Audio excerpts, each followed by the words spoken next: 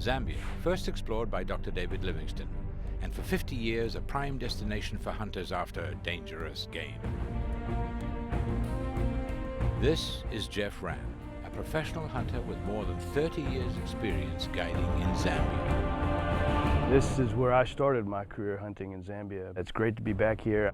We're here in the DeYoung Valley with DeYoung. This is my first trip to Zambia. I've hunted Africa before. It's my 5th or 6th opportunity. The DeYoung Valley is about 300 miles long and 80 miles wide. It's always been a natural habitat for wildlife in this area. We're going to be hunting Cape Buffalo. It's a great area here for Cape Buffalo. I've hunted Cape Buffalo once before in Zimbabwe in the Zambezi Valley. We did a lot of tracking. You found a good mature track of a bull, and you start walking, and we would walk, 5 to 10 miles a day tracking that buffalo. Buffalo range and they roam all day long, and you can sometimes see herds and sometimes you see duggaboys, which are these lone old bulls. Buffalo of the big five probably have the best combination of all the senses. They're very quick, very fast, especially coming at you. They got great eyesight, and they got great sense of smell and hearing. And they're constantly being hunted here by lions, so they're aware of predators all the time. They're very predator aware, and we're just another predator to them. The cool thing about buffalo, of course, is often you get into them in herds, and there's lots of ears and eyes and noses, and more often than not, your stock gets busted up. So it's a little bit of a trial and error and a hit and miss opportunity, but that's hunting. Buffalo can weigh between 1,500 and 2,000 pounds. What singles them out as dangerous is their extreme cunning and tremendous tenacity. A professional hunter never really wants to have to shoot. The idea is for your hunter to shoot and take his own game. But in a situation that becomes dangerous, where the animal's wounded, if that should happen, you have to go in after it. That's your job. We'll be careful on this hunt to make sure we don't take a shot that's marginal. We'll take shots that are good shots where we know we can hit those vitals and put that animal down. That makes the hunt safe, and it's the right thing to do for the animal. And I think as a hunter, you always should have that obligation to make a good shot, and we'll do everything we can to get one-shot kills. Buffalo is always tough. You got to make a good shot. First shot, there's a lot of thick cover here early season. Be following up, and if they get into the thick stuff, there's always a chance of a buffalo charge. And when a buffalo comes at you, he's trying to kill you. He's not going to stop until he gets on top of you, or you hit him in the head and knock him down. Be quiet. He's listening. On the hunt, Rann and DeYoung find a small herd at day's end. 1, 2, 3, 4, 5, 6, 7, 8, 9. Now, how can you tell the bull? By head size and just body size. The herd moves, and the hunters decide to follow. Stay close together. See him out here.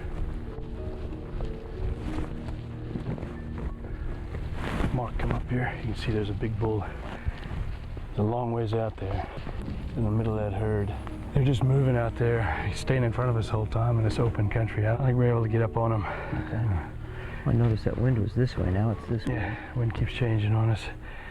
PH Jeff Rann and hunter DeYoung have the herd in sight, if they can cross the open ground. We're gonna have to stay down low. We gotta get down to this low level.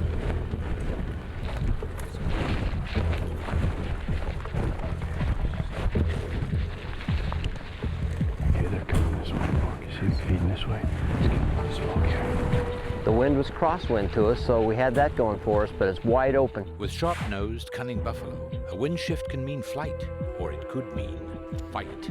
They were feeding sort of towards us, and we managed to sneak around and get behind a dead tree. When we popped up over that deadfall, we're 60 yards from the herd. Just get up on the log here. They actually came right up to us. It was grazing, walking right up to us. They're heading towards water. At this critical range, the scent of a man is as likely to draw a charge from a buffalo as to send it fleeing. With the wind direction, we were able to get on that low ground and come up on the deadfall. You just couldn't have mapped it out better. It was a cool experience because they were right there in big numbers in the open. It was an awesome stock. Okay, they're feeding toward us here. Just gotta keep down. Just don't move too much. Okay, that cow sees us, so just don't move. Nobody move. See if anything on the right. See if something comes up on the left. We had a little trouble trying to pick out a good herd bull. We watched that herd. There were some young bulls in there, nothing that was big enough to shoot, and I was beginning to think, great herd, great experience, tremendous stock, just another buffalo opportunity that didn't end up in a shot. There's some bulls on the left.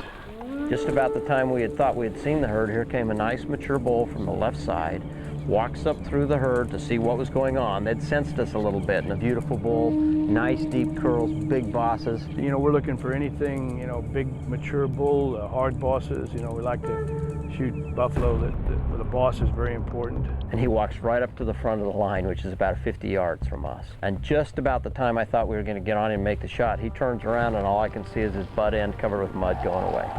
And again, I thought, well, it's a busted buffalo stock.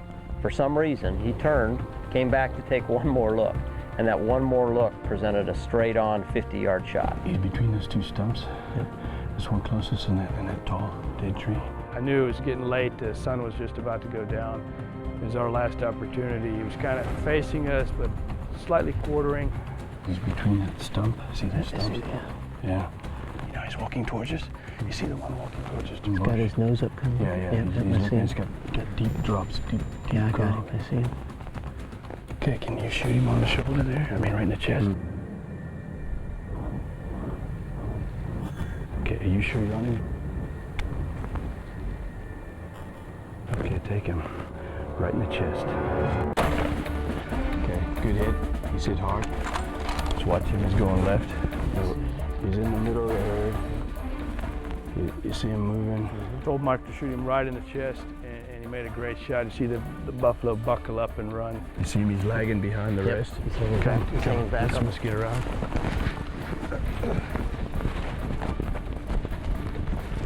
We got out of there, got out from behind the tree, got out in the open, and the herd moved off a little bit, and you could see that bull at the back. He couldn't keep up with the herd. Okay, just gonna put him one right on his shoulder. Got set up on the sticks. Just as Mark was going to shoot, the buffalo fell over. About the time I was going to take that second shot, he fell right over there on the plain, and so it was gratifying not to have a second shot. It was gratifying to see him go down that close. Another great one-shot kill. Last buffalo. The best bull in that herd. The best of big, good bosses, old bull. I mean, it was incredible. I thought for sure that stay that way. I thought a couple of times they might wind us because that wind was shifting. And they stood there and looked at us. That was perfect. It's unbelievable. It's unbelievable. Hunt of a lifetime. Great job, man. Good job. Thank you. Really a lifetime memory, I think, when it comes to buffalo hunting, to be that close in the open plain like that and have them feed right into us. And the shot worked out great and we harvested a great bull.